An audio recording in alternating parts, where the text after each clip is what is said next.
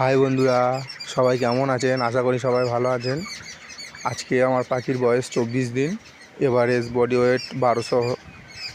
তো পয়লা বৈশাখে মালটা উঠবে। এখন সিচুয়েশান খুব খারাপ, ভাইরাসে সব মুরগি মারা গেছে, আশেপাশে কোনো জায়গায় মুরগি নেই। তো আমার আপাতত ঠিক আছে, সব কিছু ঠিকঠাক আছে, দেখা যাক কত দূর কী হয়। এইটা শালিমার কোম্পানির মুরগি, ডায়মন্ড ব্রাঞ্চের।